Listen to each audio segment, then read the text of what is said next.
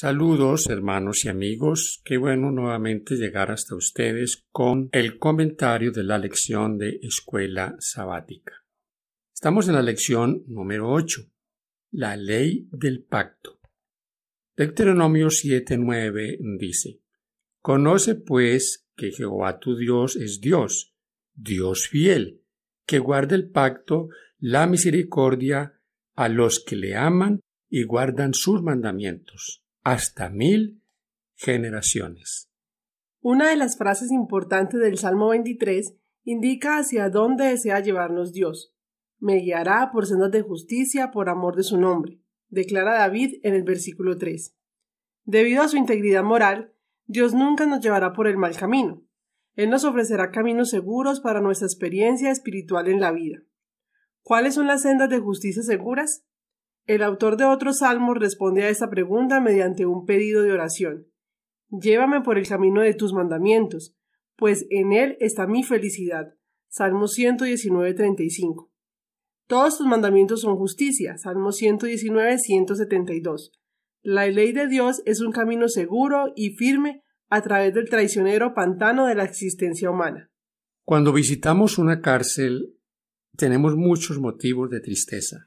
Ver tantos hombres, mujeres, viejos, jóvenes, encerrados.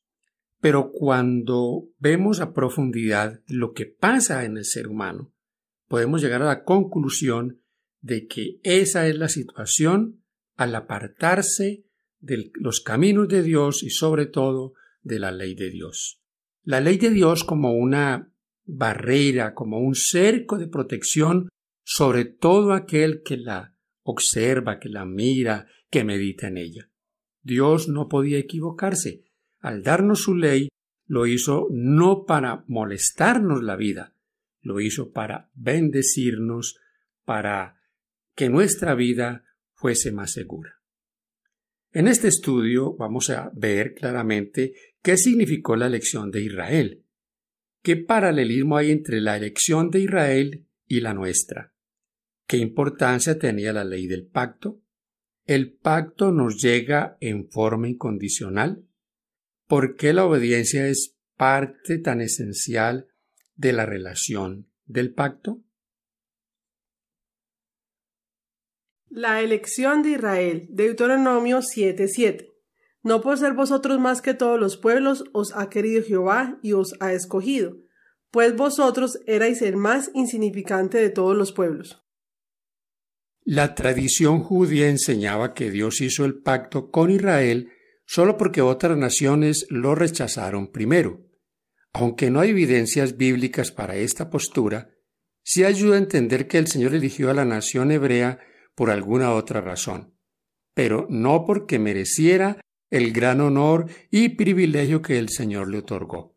No tenía ningún mérito propio que los hiciera dignos del amor de Dios, ni de que los eligiera como pueblo suyo.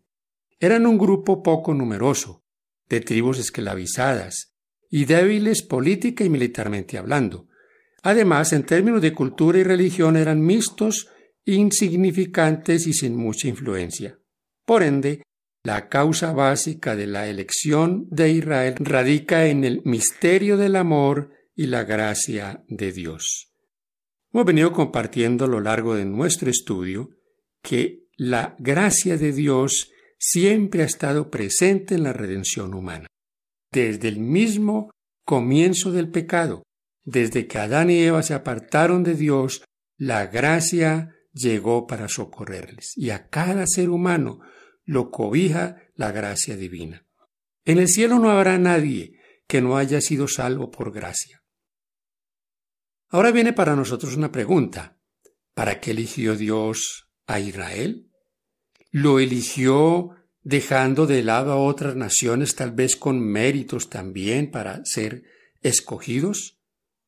¿Podría esto sonar a la predestinación que muchos defienden, a la elección que Dios hace como si a Él le pareciera mejor este o aquel? ¿Saben que esto no tiene razón de ser? Dios eligió a Israel para que fuese luz para el mundo. Este es un concepto que hemos compartido una y otra vez. Dice Éxodo 19:6, un reino de sacerdotes.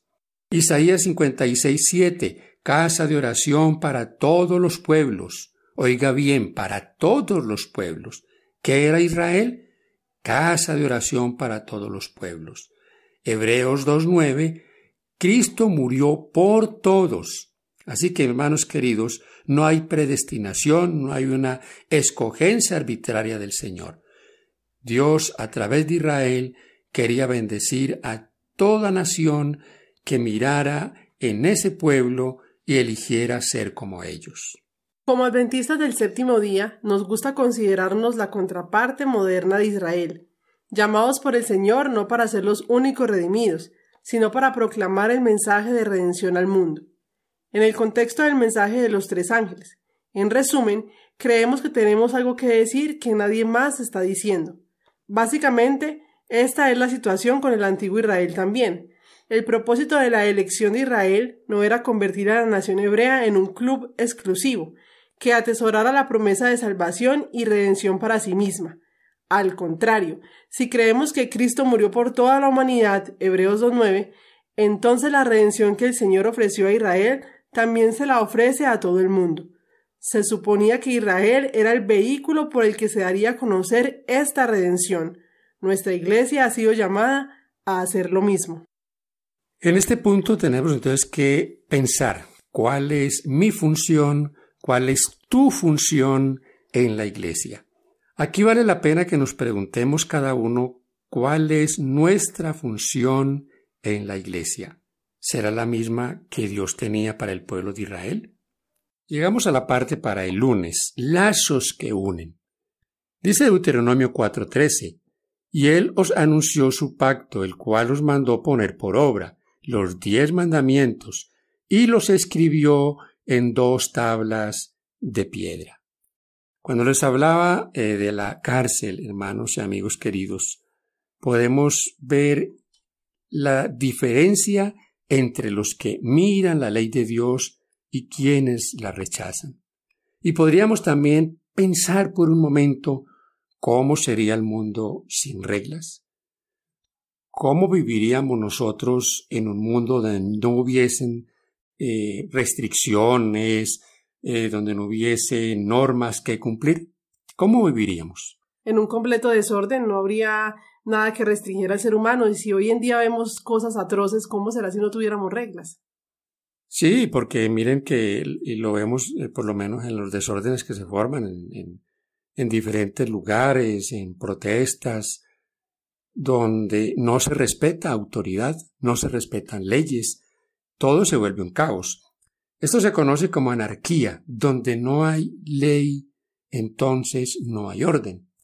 De hecho, mis hermanos y amigos, si las naciones y los pueblos tienen leyes para regirse, para vivir en armonía, ¿no tiene el Creador una ley para regir su universo y para juzgar al mundo?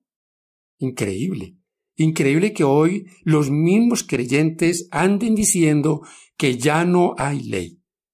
Estos son lazos que unen. Yo nunca me he sentido obligado por las leyes del Señor. Me he sentido agradecido de cuántas cosas en mi vida personal y en tu vida Dios nos ha librado cuando miramos su santa ley. Cuánta tristeza trae al hombre sus desvíos, sus adulterios, sus malas convivencias, cuando se toma lo que es ajeno. Cada una de esas normas maravillosas del Señor nos ayudan a tener una convivencia linda, sobre todo una vida de testimonio en representación del Dios creador, el Dios que nos ama. La ley dentro del pacto. Deuteronomio 10, 12 y 13. Ahora pues, Israel, ¿qué pide Jehová tu Dios de ti, sino que temas a Jehová tu Dios, que andes en todos sus caminos, y que lo ames y sirvas a Jehová tu Dios con todo tu corazón y con toda tu alma? Que guardes los mandamientos de Jehová y sus estatutos, que yo he prescribido hoy, para que tengáis prosperidad. Siempre que pensamos en ley, pensamos en restricciones o hablamos de policía, de multas, de tráfico. Saben que para muchos esto es algo que les cuesta, les pesa. Lo podemos ver claramente en los semáforos, lo podemos ver claramente en normas tan sencillas como conducir un vehículo. ¿Cómo se salta la gente asuntos tan pequeños? ¿Cómo no pueden esperar que un semáforo cambie? ¿O cómo pasan por encima de los demás? Este es un asunto que nos debe a nosotros llevar a reflexionar. Dios nos da sabios consejos, Dios nos da instrucción. De hecho, la palabra de Dios dice que es ella para enseñarnos, redarguirnos, corregirnos e instruirnos en justicia. La palabra Torá. Cuando hablamos de la palabra Torá, hablamos de las instrucciones, de las enseñanzas, que conocemos como la Torá, los libros de Moisés. Se convirtieron para ellos en algo imprescindible, porque allí estaban las instrucciones, la ley en todos los aspectos, el estilo de vida que Dios había designado para Israel. Todo, su agricultura, el gobierno civil, las relaciones sociales y algo valioso y lo más importante, la adoración. El papel que desempeñaba la ley dentro de la realidad viva de la relación del pacto mostraba que Israel no podía seguir los caminos de otras naciones. No podían vivir de acuerdo con la ley natural, las necesidades ni los deseos humanos, ni siquiera de acuerdo con las necesidades sociales, políticas y económicas en sí. Podían continuar siendo la nación santa de Dios, su reino sacerdotal y su tesoro especial, solo mediante la obediencia incondicional a la voluntad revelada de Dios en todas las áreas de la vida. Vale la pena que reflexionemos en este punto. Al igual que el antiguo Israel, los adventistas del séptimo día han recibido una amplia gama de consejos relacionados con cada fase de la vida cristiana. ¿Los pondremos en práctica? ¿Los haremos a un lado?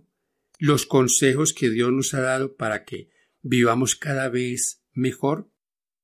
La estabilidad de la ley de Dios. Malaquías 3:6 dice: porque yo, Jehová, no cambio, por eso no habéis sido consumidos. Santiago 1:17: toda buena dádiva y todo don perfecto desciende de lo alto, del Padre de las luces, en el cual no hay mudanza ni sombra de variación. Debo aquí retomar el concepto que les he compartido a ustedes. La ley de Dios es eterna. Cuando hablamos aquí de la estabilidad de la ley de Dios, estamos hablando de una ley que ha sido dada por un Dios que no cambia, que es el mismo ayer, hoy y por los siglos de los siglos. Si Dios cambiara, el universo no sería estable. Sería un universo también cambiante. Si Dios cambiara, entonces no sería confiable. ¿Confía usted en alguien que no tiene palabra? ¿En alguien que dice y luego dice otra cosa? Creo que usted no confiaría en una persona así.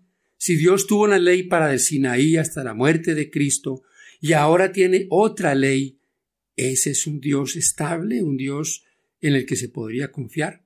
La ley de Dios, mis hermanos y amigos queridos, no podrá ser cambiada, porque es la misma esencia del carácter de nuestro Creador. Una relación requiere consenso y armonía, debido a que Dios no solo es el creador del mundo, sino también su gobernante moral. La ley es esencial para la felicidad de sus seres creados e inteligentes, con el propósito de vivir en armonía con Él. Por lo tanto, su ley, la expresión de su voluntad, es la constitución de su gobierno. Naturalmente, es la norma u obligación, tanto del trato como de la relación del pacto. Su propósito no es salvar, sino definir nuestro deber hacia Dios. Mandamientos 1 al 4, y nuestro deber hacia nuestros semejantes, mandamientos del 5 al 10. En otras palabras, establece el estilo de vida que Dios desea que lleven sus hijos del pacto, para su propia felicidad y bienestar. Esta ley impedía a Israel que sustituyera este estilo de vida por alguna otra filosofía. El propósito de la relación del pacto era y es guiar al creyente mediante la gracia transformadora de Dios a estar en armonía con su voluntad y su carácter. Lección para el jueves. Está titulado este tópico, sí. Textos para este estudio: Génesis 18, 19, Génesis 26, 4 y 5, Éxodo 19, 5, Levíticos 26, 3. Dios reconoce abiertamente la fiel obediencia de Abraham a mis mandamientos, mis estatutos y mis leyes. Génesis 26, 5. Esto sugiere que Dios esperaba que su socio humano en el pacto llevara ese estilo de vida. La declaración completa del pacto bíblico del Sinaí deja muy en claro que las condiciones de obediencia son uno de los aspectos básicos del pacto. Éxodo 19:5 aclara: si me obedecen, el aspecto condicional del pacto es innegable. Las promesas del pacto, si bien eran por gracia inmerecidas y representaban un regalo para ellos, no eran incondicionales. El pueblo podía rechazar el regalo, resistirse a la gracia y darle la espalda a las promesas. El pacto, al igual que la salvación, nunca niega el libre albedrío. El Señor no obliga a nadie a tener una relación salvífica con Él.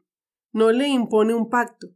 Él lo ofrece gratuitamente para todos, y todos están invitados a aceptarlo.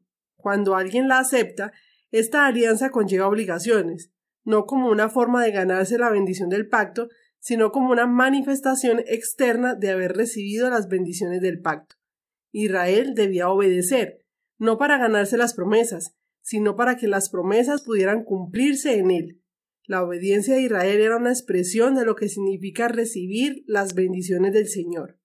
La obediencia no genera bendiciones en el sentido de que Dios se vea obligado a otorgarlas. Al contrario, la obediencia crea un ambiente en el que la bendición de la fe puede manifestarse. Antes de que mediante el poder y la gracia de Cristo una persona pueda comenzar a observar los preceptos de la ley divina, debe tener amor en el corazón. Romanos 8, 3 y 4. La obediencia a Dios que no nace del amor es tan imposible como inútil. Donde existe el amor a Dios, la persona automáticamente pondrá su vida en armonía con la voluntad divina, como está expresada en sus mandamientos. Pensamiento registrado en el tomo 5 del Comentario Bíblico Adventista, página 472. En los preceptos de su santa ley, Dios nos ha dado una perfecta norma de vida y ha declarado que hasta el fin del tiempo esa ley, que no ha cambiado ni en una sola jota ni en una tilde, sostendrá su vigencia ante los seres humanos. Cristo vino para magnificar la ley y engrandecerla. Mostró que se funda en el amplio conocimiento del amor a Dios y al hombre, y que la obediencia a sus preceptos abarca todos los deberes de éste. Su propia vida es un ejemplo de obediencia a la ley de Dios. En el Sermón del Monte demostró que sus requerimientos se refieren no solo a las acciones externas, sino también abarcan los pensamientos y las intenciones del corazón. Hechos de los Apóstoles, página 375 y 376. Agradecemos, hermanos queridos, a ustedes por apoyarnos, por haber llegado hasta aquí en el comentario de nuestra lección. Deseamos las más ricas bendiciones del cielo para usted. Y no olvide, usted está en nuestro círculo de oración. Oremos los unos por los otros. Paz de Cristo.